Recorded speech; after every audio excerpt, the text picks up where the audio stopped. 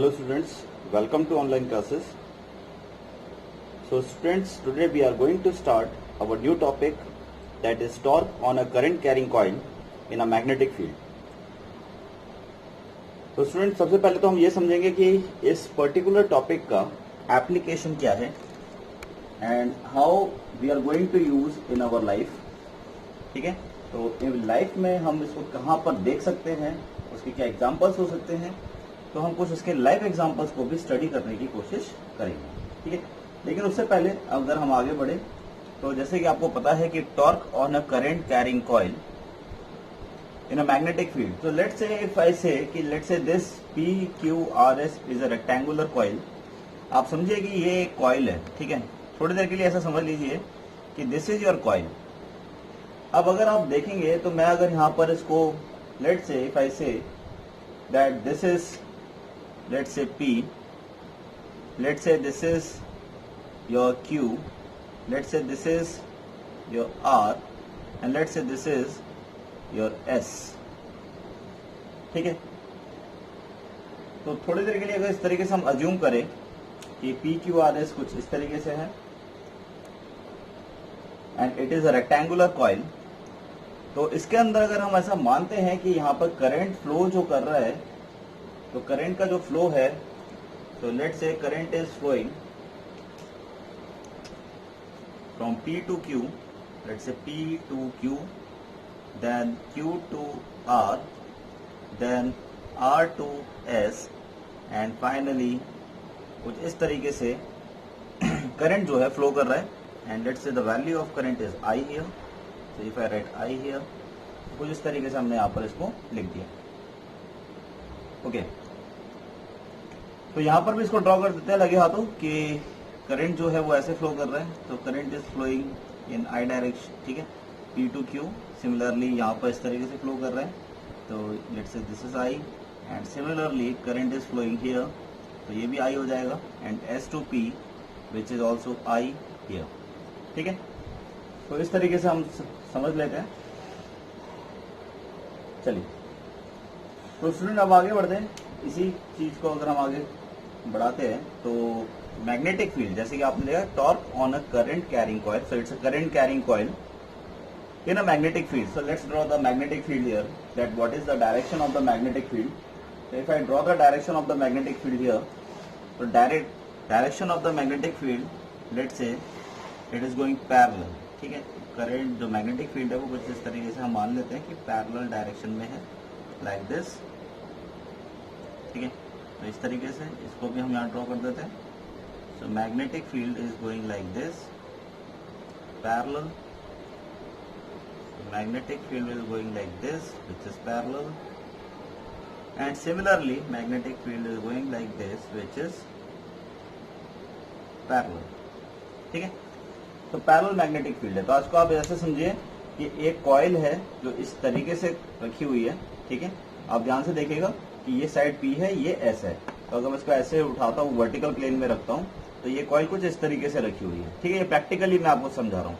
अब जो magnetic field है वो आप देखेंगे तो मैग्नेटिक फील्ड जो है वो कुछ इस तरीके से एक्ट करेगा. ठीक है, तो मैग्नेटिक फील्ड अगर आप देखेंगे तो कुछ इस तरीके से एक्ट करने की कोशिश करेगा.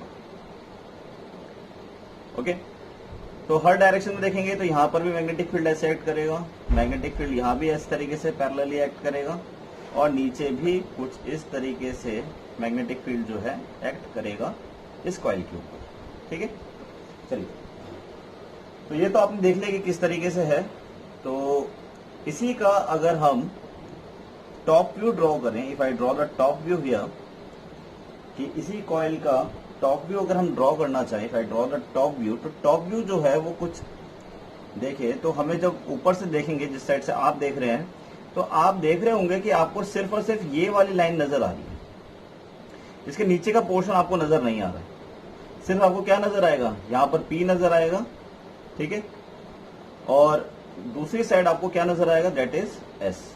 तो इसीलिए अगर मैं टॉप व्यू इसका ड्रॉ करता हूं तो इसी वजह से मैं ये कह सकता हूं कि यहां पर मेरे को P नजर आएगा, दैट इज P पॉइंट, और दूसरी साइड मुझे नजर आएगा that is S point. Okay, तो अगर हम इसको देखें तो कुछ इस तरीके से अगर हम इसको ज्वाइन करने की कोशिश करें तो यहाँ पर ये इस तरीके से ज्वाइन हो जाएगा, ठीक है। तो ये राइट एंगल ट्राइंगल बन गया यहाँ पर एक। और मैग्नेटिक फील्ड को भी यहाँ पर शो कर सकते हैं। If you wanted to show the magnetic field here, तो आप देख सकते हैं कि मैग्नेटिक फील्ड जो है वो कुछ इस तरीके से एक्ट कर रहा था। तो मैग्नेटिक फील्ड की डायरेक्शन कुछ ऐसे आप शो कर सकते हैं, ओके। और मान लेते हैं कि ये एंगल जो बना रहा है ये थीटा एंगल बना रहा है, so it is making angle theta. तो कॉइल के साथ जो एंगल बन रहा है वो कितना बन रहा है, that is angle theta, okay. तो आई होप यहां तक आप सभी को समझ में आ रहा है कि हमने अभी तक सिर्फ कंस्ट्रक्शन करते जा रहे हैं। तो बेसिक कंस्ट्रक्शंस हैं, ये थोड़ा सा आपको समझना पड़ेगा कि किस तरीके से करे जाते हैं, ओके। बहुत प्रैक्टिकल है। देखिए यूज कहाँ होता है, तो आप देखेंगे जो कॉइल्स होती हैं, आपकी मोटर्स होती हैं, उनके अंदर कॉइल्स प्रेजेंट होती हैं। तो जैसे ही आप स्विच को ऑन करते हैं तो वो एक करंट कैरिंग कॉइल हो जाती है, और वो क्योंकि एक मैग्नेटिक फील्ड के अंदर रखी होती है, तो जैसे ही एक करंट कैरिंग कॉइल किसी मैग्नेटिक फील्ड के अंदर रखी रहती है तो तुरंत वो क्या करता है, रोटेट करता है।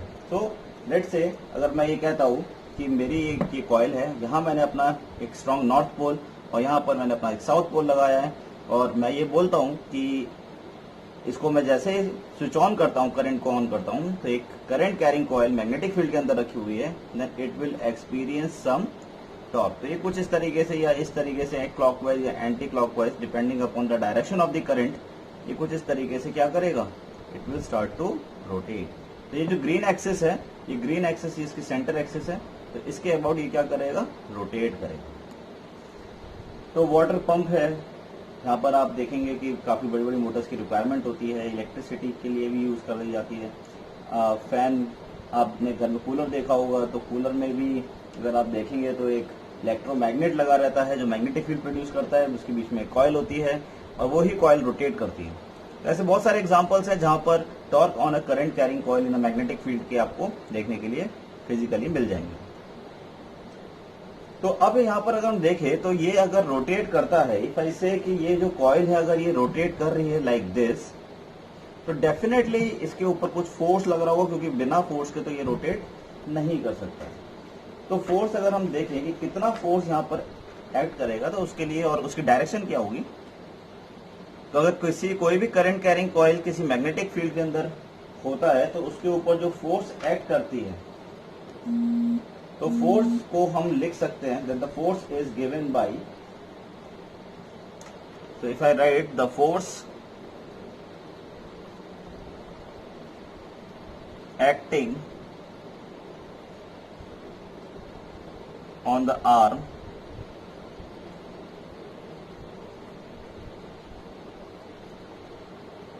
PQ and SR is given by F is equals to, we will use I L B sin theta, ठीक है, where theta is the angle between B and L, ठीक है। तो सबसे पहले थोड़ा सा देखते हैं कि इसकी डायरेक्शन और किस तरीके से एक्ट करेगा। तो हमने स्केलर फॉर्म लिखी है, वेक्टर फॉर्म लिखेंगे तो ये इसकी वैल्यू अलग अलग आएगी, देखते हैं कैसे। तो स्टूडेंट सबसे पहले तो अगर हम फोर्स की डायरेक्शन में बात करता हूँ पी क्यू की, इफ आई से पी क्यू की क्या डायरेक्शन होगी, तो आप देख सकते हैं कि यहाँ पर आप, मैं दोबारा से अपनी कॉइल को लेता हूँ, तो ये मेरी कॉइल थी, तो आप देखेंगे कि मेरी जो ये कुछ इस तरीके से रखा हुआ है। तो मैग्नेटिक फील्ड क्योंकि इधर एक्ट कर रहा है, मैग्नेटिक फील्ड की डायरेक्शन जो है वो यहाँ पर है, ओके। तो मैग्नेटिक फील्ड की जो डायरेक्शन है वो आप देख सकते हैं ये कुछ इस तरीके की डायरेक्शन है। तो magnetic field will act here, तो magnetic field will act here, तो this will give you the magnetic field, ठीक है। तो मैग्नेटिक फील्ड को अलाइन कर दिया है, आप देख सकते हैं। तो करंट जो है वो डाउनवर्ड जा रहा है, तो आप देखेंगे कि यहाँ पर जो फोर्स है, ठीक है, तो जो डायरेक्शन ऑफ द फोर्स है वो कुछ इस तरीके से यहाँ पर आप देखेंगे आउटवर्ड डायरेक्शन में एक्ट करेगा, लाइक दिस, ठीक है। So current is going downward, magnetic field is acting here. तो ये इसका मतलब ये हो गया कि पी क्यू के आउटवर्ड डायरेक्शन में एक्ट करेगा। तो we will draw here like this, इसका मतलब force will act like, let's say this is F1 and similarly if I say RS, तो RS में भी कुछ इसी तरीके का लॉजिक का हम यूज करेंगे। तो आप देख सकते हैं कि RS की अगर मैं बात करता हूं तो दिस इज योर RS, तो RS अगर ये है हमारा, तो मैं अगर इसको यहाँ पर होल्ड करता हूं तो दिस इज योर करंट क्योंकि अपर डायरेक्शन में जा रहा है, मैग्नेटिक फील्ड ऐसे एक्ट कर रहा है, so force will act here, ठीक है, so force will act here. तो इसको आप यहाँ भी शो कर सकते हैं कि मैग्नेटिक फील्ड जो है वो किधर जा रहा है, मैग्नेटिक फील्ड इधर जा रहा है, तो ये करंट ऊपर की तरफ जा रहा है, तो ये अंदर की तरफ, तो अंदर की तरफ अगर हम बात करें तो force will act like this in this direction which is F2, ठीक है। So the angle made between, अगर हम बात करें कि एंगल कितना बनेगा B और L के बीच में, तो theta will be 90 degree here. So F is equals to, I can write ILP sin 90 which is further equals to ILB, ठीक है। तो ये हमने निकाला है, that is P, Q and R, S के लिए या SR कह लीजिए। तो ये हमारे पास फोर्स की वैल्यू आ गई which is F is equals to, यानी कि हम ये कह सकते हैं कि जो F1 है वो बराबर हो गया है किसके, F2 के, जो कि बराबर हो चुका है किसके, ILB के, ठीक है, ओके। इसी तरीके से स्टूडेंट अगर हम बात करते हैं कि यहाँ पर PS एंड QR की, तो PS एंड QR पर जो फोर्स एक्ट करेगा, यानी कि let's say which is F3 and F4, तो F3 F4 की डायरेक्शन क्या होगी, थोड़ा उसको समझने की कोशिश करते हैं।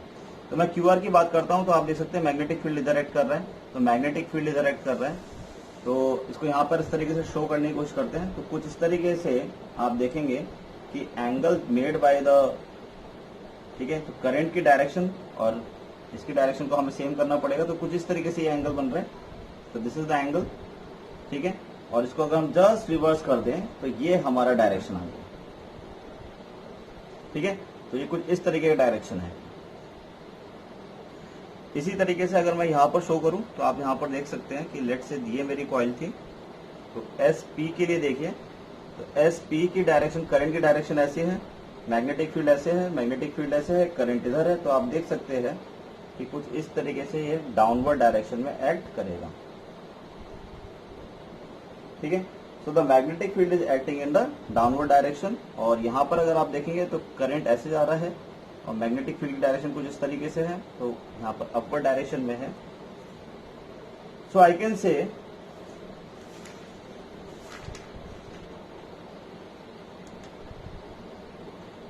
से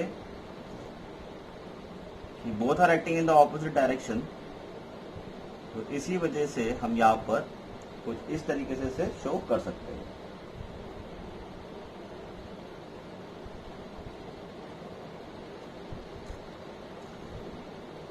ठीक है। तो यहाँ पर मैग्नेटिक फील्ड की डायरेक्शन कुछ ऐसी आएगी, तो this will be the direction of the magnetic field, sorry force, this will be the direction of the force, तो विच is F,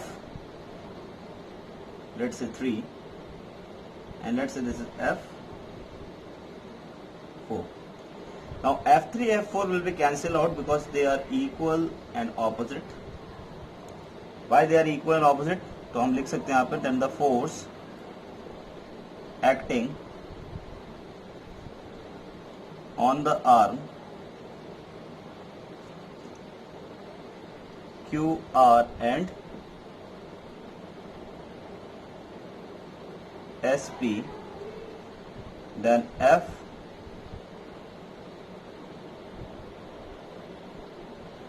is equals to F4 is equals to, so ILB होता है, तो length कितनी हो जाएगी, तो length हमारी यहाँ पर क्या है, B, तो we will write small b here, magnetic field, and again sin 90, और you can say sin theta, 90 तो नहीं बन रहा है, खैर यहाँ पर थीटा एंगल बन रहा है, ठीक है, थीटा एंगल बन रहा है, तो but they are equal and opposite, because they are equal and opposite, क्योंकि दोनों की वैल्यू इक्वल है and they are acting in opposite direction, so they will cancel out each other, so we can write that F3 and F4 are acting in opposite direction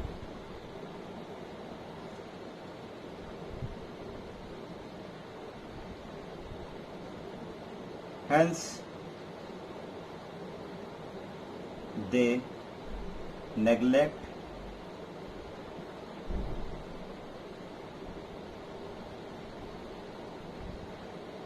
the effect of each other, effect of each other। ठीक है, तो कुछ इस तरीके का statement आप यहां पर लिख सकते हैं।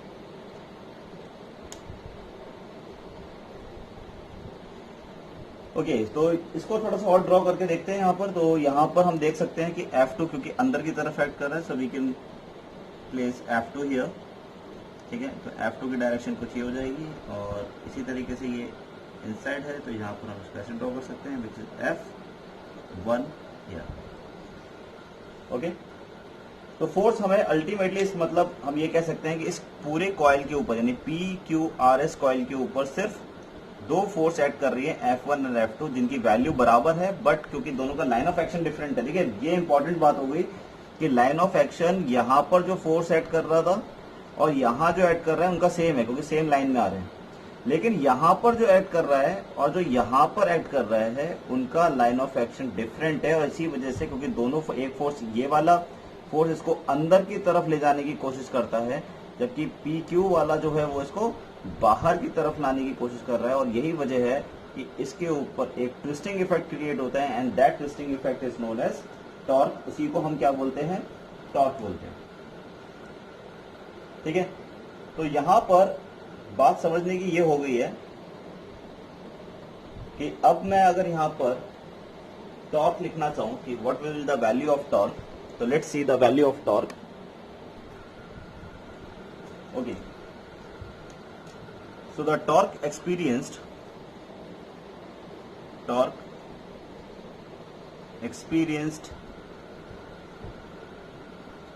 by the coil, तो टॉर्क का फॉर्मूला होता है that is tau is equals to force multiply by perpendicular distance between the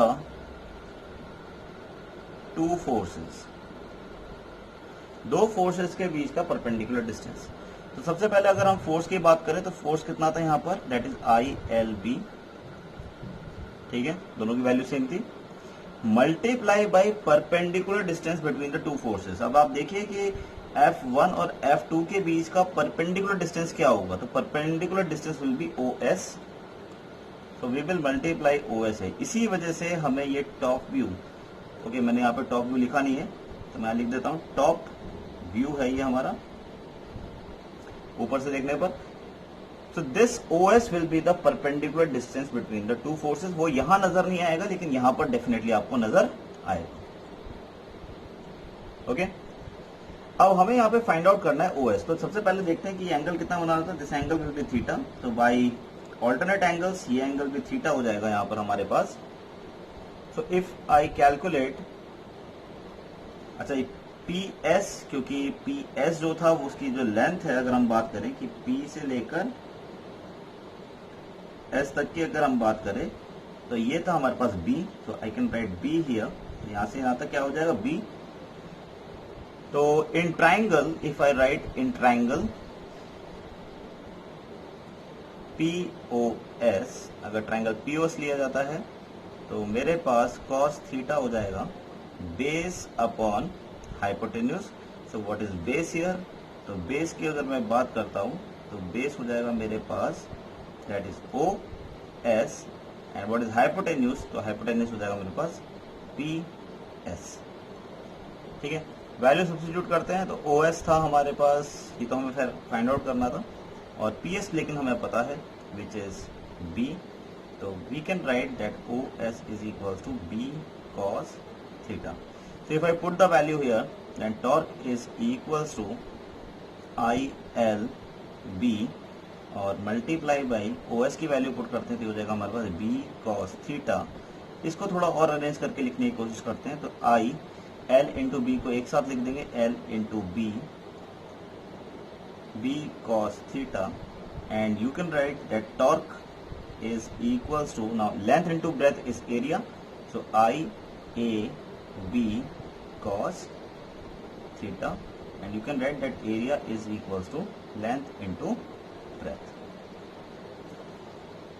Okay, so for n number of turns, if I say for this is for the one turn, for n number of turns, for n number of turns, अगर n number of turns की बात करें then torque is equals to N I A B cos theta. ठीक है,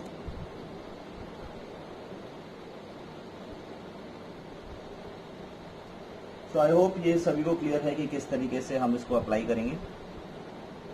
तो it's a very simple concept. तो अब देखेंगे तो टाउ यहाँ पे क्या रिप्रेजेंट करेगा, टॉर्क। तो टॉर्क इस पूरे फिगर में कहाँ पर है, तो टॉर्क क्योंकि टर्निंग इफेक्ट है तो इसीलिए इस फिगर में टॉर्क आपको यहाँ पर नजर आएगा। ठीक है, तो ये जो टर्निंग इफेक्ट किया हुआ है दिस इज टॉर्क, ये आपको टॉर्क यहाँ नजर आएगा। इसी तरीके से यहाँ पर कहाँ नजर आएगा इस डायग्राम में, तो इस डायग्राम में यहाँ नजर आएगा ये घूमता हुआ, तो दिस इज टॉर्क। तो ये टॉप व्यू था।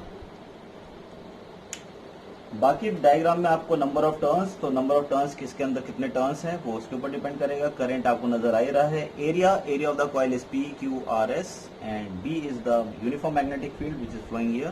ठीक है, मैग्नेटिक फील्ड आपको दिख ही रहा है। एंड कॉस थीटा, तो theta is the angle between, आप देख सकते हो थीटा किसके बीच का एंगल है, plane of the coil P Q R S and magnetic field, इसके बीच का एंगल है, ये जरूर ध्यान रखिए। ठीक है, अब अगला क्वेश्चन स्टूडेंट ये आता है यहाँ पर, क्योंकि टॉर्क क्लॉकवाइज हो सकता है या एंटी क्लॉकवाइज हो सकता है, तो इसका मतलब इट हैज डायरेक्शन।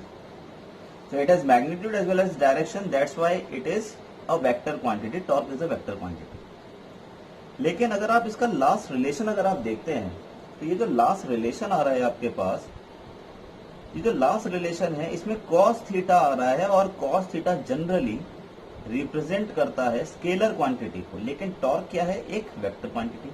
तो ये हमारे कॉन्सेप्ट से कॉन्ट्रडिक्ट कर रहा है, ये जो रिलेशन है ये कॉन्सेप्ट से कॉन्ट्रडिक्ट कर रहा है। इसीलिए इस रिलेशन को अगर मैं यहाँ पर वेक्टर फॉर्म में लिखना चाहूँ तो नहीं लिख सकता हूँ जब तक ये कॉस थीटा यहाँ पर रहेगा।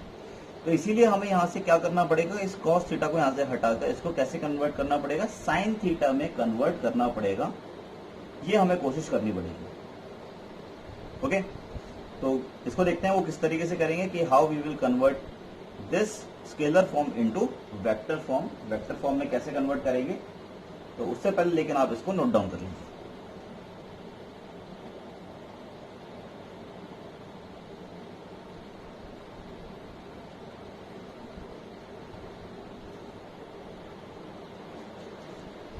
ओके स्टूडेंट, तो वेक्टर फॉर्म अगर हम देखते हैं तो देखिए वेक्टर फॉर्म के लिए हम क्या करने जा रहे हैं। ओके, तो देखिए सबसे पहले अगर मैं ये बोलता हूं कि लेट से ये हमारी कॉइल थी। ठीक है, एक सिंपल डायग्राम बनाने की कोशिश करते हैं। और स्टूडेंट ये जो मैं आपको बता रहा हूँ किसी बुक के अंदर नहीं मिलेगा, आपको फॉर्मूला तो मिल जाएगा, लेकिन किस तरीके से वो फॉर्मूला आया है इसके बारे में ज्यादा एक्सप्लेनेशन आपको नहीं मिलेगा। तो मान लेते हैं कि इस कॉइल के परपेंडिकुलरली जो परपेंडिकुलर वेक्टर होता है उसको हम क्या बोलते हैं, एरिया वेक्टर। ठीक है, तो एरिया वेक्टर जो है वो कुछ इस तरीके से एक्ट करेगा परपेंडिकुलर टू द एरिया। और अगर मैं प्लेन की बात करूं तो प्लेन जो है वो कुछ इस तरीके का होगा हमारे पास। ठीक है, तो प्लेन अगर हम बात करें, प्लेन के ऊपर एक्सेस जो होंगे वो कुछ इस तरीके से एक्ट करेंगे, like this and like this. ठीक है, तो ये हमने यहाँ पर इसको शो कर दिया। तो आप देख सकते हो कि ये जो लाइन है ये इसके साथ परपेंडिकुलर बना रहे हैं, तो this is coming outward direction, तो ये आउटवर्ड आ रहा है। So this is your area vector. So this is your area vector. Area vector always acts perpendicular to the area, and this is the coil P, Q, R and S. ठीक है, and as we know that magnetic field जो है वो बाहर आ रहा है, तो magnetic field जो है उस कॉइल के साथ मैग्नेटिक फील्ड कॉइल के साथ यानी कॉइल के एरिया के साथ एंगल बना रहा है। तो मैग्नेटिक फील्ड लेट से कुछ इस तरीके से बाहर आ रहा है, तो this is the magnetic field here. तो मैग्नेटिक फील्ड ये हो गया हमारे पास, संभाल लेते हैं। एंड दिस एंगल यानी कि magnetic field area, plane of the area के साथ एंगल बना रहा है थीटा, वो आप यहां भी देख सकते हो, ठीक है। तो इसका मतलब ये हो गया कि यहां से लेकर मैग्नेटिक फील्ड और एरिया वेक्टर के बीच में जो एंगल है मैं उसको अल्फा मान लेता हूं। Let's say this is alpha. Now if I right here that theta plus alpha वो बराबर हो जाएगा मेरा 90 के, बिल्कुल बराबर होगा, क्योंकि एरिया वेक्टर दिस एक्सिस के साथ यानी प्लेन ऑफ द कॉइल के साथ 90 डिग्री बना रहा है। So I can write that alpha और you can write that theta is equals to 90 minus alpha here। तो अगर मैं यहाँ पर वैल्यू पुट कर देता हूँ, जो मेरे पास फॉर्मूला था, फॉर्मूला क्या था, that torque is equals to NIAB sin cos theta. तो थीटा की जगह वैल्यू पुट करते हैं, तो NIAB और ये हो जाएगा मेरे पास cos थीटा। तो थीटा की जगह हम क्या लिखेंगे, 90 minus alpha. So torque is equals to NIAB। Now cos 90 minus alpha is sin alpha। और आप देख सकते हैं कि अब यहाँ पर साइन आ गया है, which is a vector form. हम ये अब इसको वेक्टर फॉर्म में कन्वर्ट कर सकते हैं। तो देखेंगे तो नंबर ऑफ टर्न्स और करंट एक स्केलर क्वांटिटी है, तो ये दोनों तो कभी हो नहीं सकते, तो इसका मतलब एरिया और बी की बात है। तो अगर यहाँ देखें कि इसके बीच में क्या है, एरिया और बी के बीच में क्या है, तो एंगल यही बनेगा हमारा। तो अल्फा अगर आप देखेंगे भी तो एंगल देखो किसके बीच में बन रहा है, area vector and B vector, area vector and B vector, ठीक है। Now this term very carefully see, this term NIA, so this NIA is also known as magnetic moment। इसको हम क्या बोलते हैं, NIA को मैग्नेटिक मोमेंट भी कहा जाता है, ठीक है। इसे क्या बोलते हैं, मैग्नेटिक मोमेंट, मैग्नेटिक मोमेंट, ठीक है। आगे बताएंगे कि मैग्नेटिक मोमेंट क्या होता है। तो ये हमारा मैग्नेटिक मोमेंट हो जाएगा M is equal to NIA, और ये एक वेक्टर फॉर्म होता है, वेक्टर क्वांटिटी है। तो इसमें अगर हम बात करें कि इसमें वेक्टर क्या चीज है, ठीक है, तो एरिया वेक्टर जो है यहाँ पर NIA जो है, तो हम यहाँ पर उसको वेक्टर फॉर्म में शो करना चाहते हैं। M vector is equal to, ये हो जाएगा मेरे पर NI और A, ठीक है। तो यहाँ पर हम यहाँ पर लिख सकते हैं विच इज N कैप, ठीक है। और you can write area vector here, सीधा आप सीधा यहाँ पे क्या लिख सकते हैं, एरिया वेक्टर। ओके, तो वैल्यू पुट करते हैं। मैग्नेटिक फील्ड इटसेल्फ एक वेक्टर क्वांटिटी है, and torque is equals to, यहाँ पर हम लिखेंगे M B sin अल्फा, और then torque is equals to we can write M vector cross B vector, sine alpha automatically हट जाएगा, और ये हमारा वेक्टर फॉर्म बन चुका है, ठीक है। So this is our vector form. Torque is equals to M vector cross B vector, where M vector is basically the magnetic moment.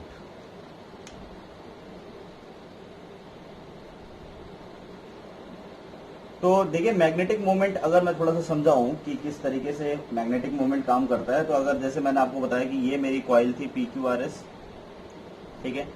तो पहले ये ध्यान रखिएगा, इसको नोट कर लीजिएगा, साथ के साथ नोट करते चलिए। तो देखिए इसको मैं बताता हूँ किस तरीके से काम करता है। Let's say this is my coil, let's say ये मेरी एक कॉइल है।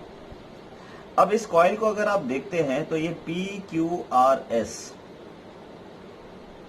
तो मैं यहां पर देखता हूं तो मेरा जो एरिया वेक्टर एक्ट करता है वो इधर एक्ट करता है। तो this is the area vector, ठीक है।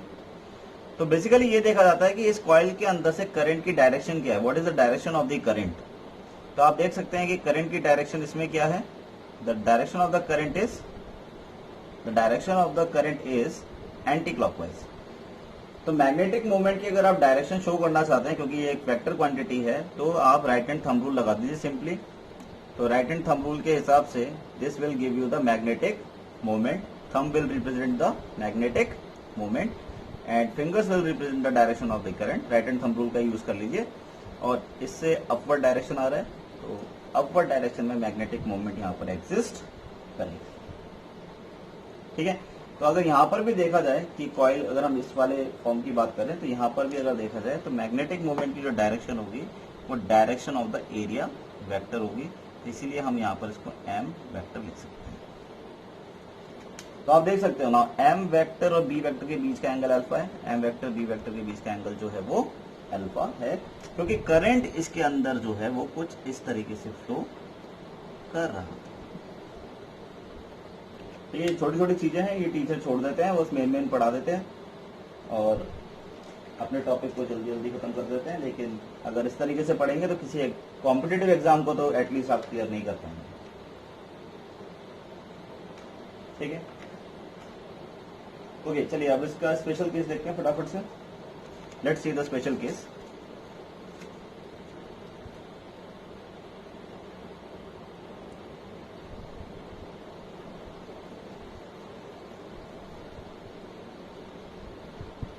ओके, तो फर्स्ट स्पेशल केस आता है हमारा नंबर 1.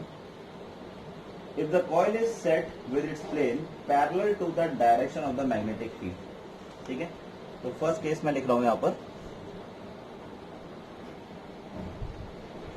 ओके, तो यहां पर मैंने आपको लिख दिया है. तो हमें क्या दे रखा है कि जो कॉइल है, let's say this is your coil, तो इस कॉइल के पैरेलल में, ठीक है, इस कॉइल के पैरेलल में मैग्नेटिक फील्ड फ्लो कर रहा है. ठीक है. तो अगर ऐसा होता है तो कितना टॉर्क एग्जिस्ट करेगा? तो देखिए, टॉर्क एग्जिस्ट करेगा तो सबसे पहले तो इसका जो एरिया वेक्टर होगा, तो this coil is P Q R S, तो area vector will act like this. ठीक है. मैं ये कह रहा हूं कि इस प्लेन के ऊपर ये कॉइल रखी हुई है, तो area vector will act like this. और मैंने बताया था कि जिस डायरेक्शन में एरिया वेक्टर है उसी डायरेक्शन में आपका मैग्नेटिक मोमेंट एक्ट करता है. तो अल्फा की वैल्यू अगर हम यहाँ बात करें तो अल्फा की value, alpha is the angle between M and B, तो M will act in this direction. तो इसी वजह से हम यहाँ पर कह सकते हैं that torque is equals to, ठीक है, ये करंट कुछ इस तरीके से एग्जिस्ट करेगा यहाँ पर.